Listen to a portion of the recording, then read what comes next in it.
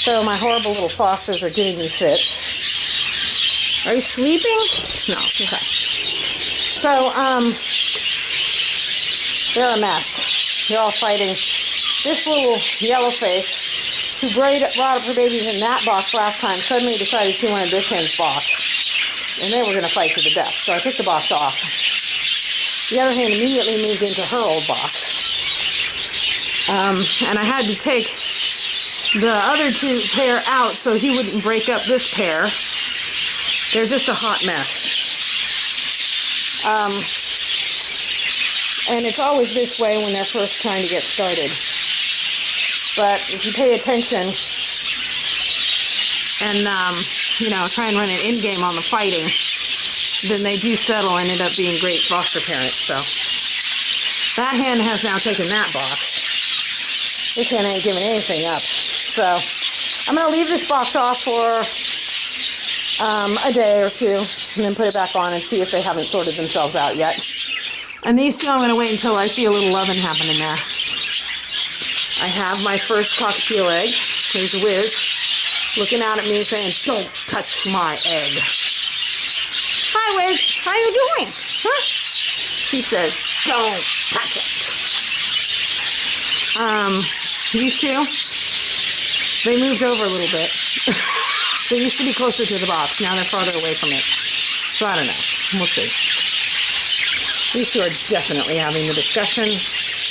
Breeding is happening. I see an egg bump. Yay. This is Unakite and Larkspur. I'm looking forward to seeing. Larkspur is a double mutation. She's both a dominant pied and a single factor spangle. So she can have normal babies, she can have pied babies, she can have spangle babies, and she can have spangle pied babies. I'm really looking forward to seeing some of those mutations with the yellow face on them. It will be lovely. She's a mauve, he's a sky blue, so it's doubtful they'll have any mauve chicks. They'll probably all be sky blues and cobalts, but we'll see. Actually, well, supposedly they're all supposed to be cobalts, but that's if you believe that a mauve is nothing more than a double dark factor, which I do not believe. I think there's more to it than that, so we may end up with a violet or two, too. This is Dacite's brother. No, this is Unakite's brother, Dacite. He and his little girl are going along gangbusters. They're a little bit farther behind, but she has been spending time in the box. I was kind of wondering why this is Congo and Fontaine, and I was kind of wondering why Fontaine wasn't going in the box. And then I took the box down and looked at it and realized that I put a wet box up there. So I took it down and dried it and put some shavings in it, and she should start moving forward pretty soon. This is Steel and Spring, who have their second egg and are doing just fine. Steel likes to go in the box with his girls. He always does that. This is Colorado, and I don't know what this girl's name is. I don't think she has one. We'll have to give her one. If she lays an egg, she gets a name. And she is in and out of the box, but just. So, this is Dolerite and Baby, and they are thinking about it, having thoughts. I'm excited about this pairing. Dolerite has a nice hinge, that thing that makes his blow go up, and she has really long feather. And when you breed her to a man with a hinge, she gets hinged babies with long, long feathers. So this is a feather pairing, although they're both capable of throwing size chicks. So we could end up getting something spectacular. But at the very least, they will be good birds. This is Glory and Danube. And they have their first egg. That's another cute little thing. She's clearly not sitting on it yet. Oh, 2 eggs. She's clearly not sitting on them yet. But that's okay. She'll get around to it. These two, this is Smoke and Ice, and they are taking their time. She is in and out of the box, but only just. So another week or so before we see an egg at least. This is Aster and Quinn, and they have their first egg. He says, get out of my box. He's going to come get me. This is,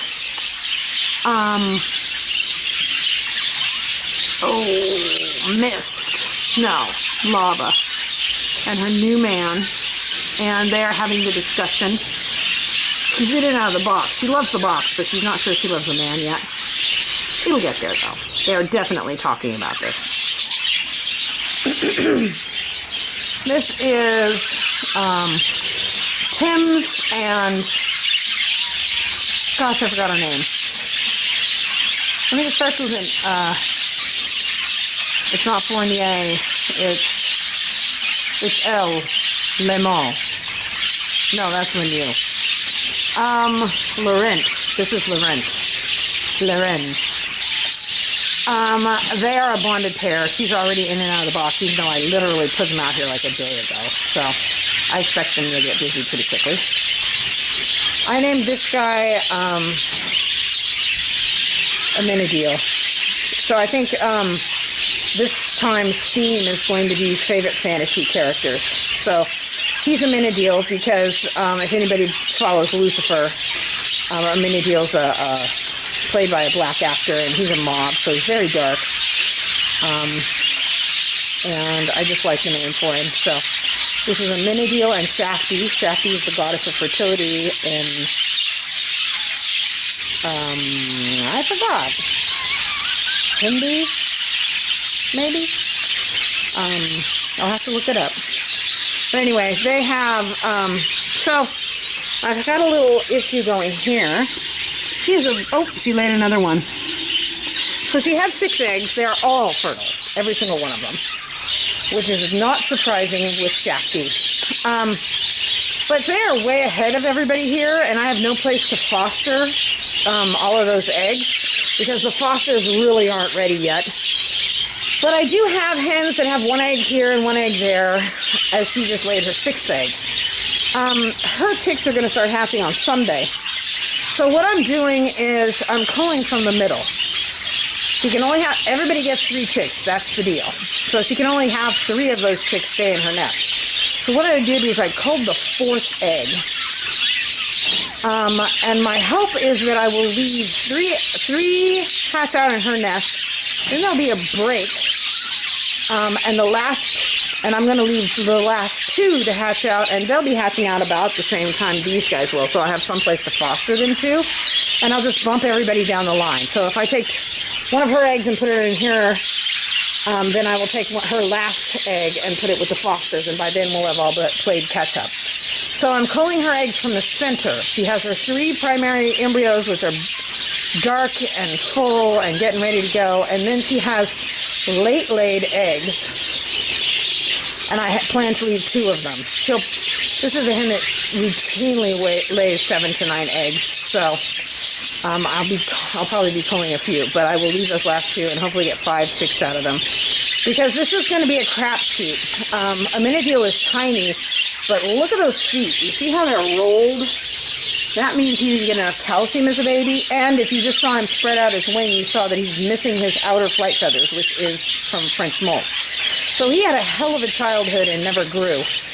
I'm counting on him having some big genes in there. So he's going to make babies that are much bigger than him. Shakti, on the other hand, is my girl, and she's not a huge bird. She weighs about 66 grams or something like that, and doesn't come from a huge line. But she's a medium-sized bird, and if he has some good genes, we should get some decent-sized chicks in there. But I want to keep 5 of them because some of them will not be good. So some of them will get Shakti's lack of a head. She has very little feather on the top of her head, but she's capable of throwing heavy feathered birds. So it's going to be a crapshoot. I'm going to keep 5 because I'm figuring I may get 1 or 2 that are really good. So, and this is Callahan and Rain has laid her first egg as well. So things are cooking along here.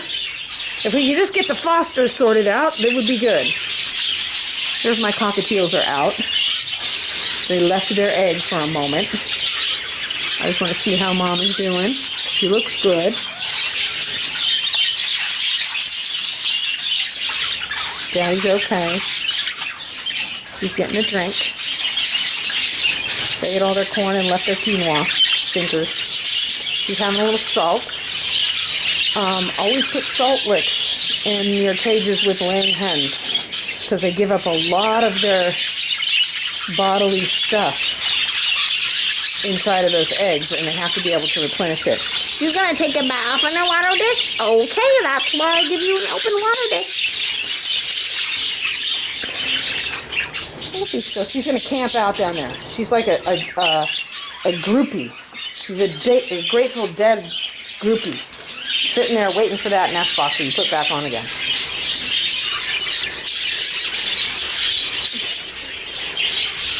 Okay. She's also sitting down there because in the fighting she got her foot bit. And it hurts to stand on a perch, I'm sure. So she may just sleep down there all night. Okay, so that's our progress in the breeding shed.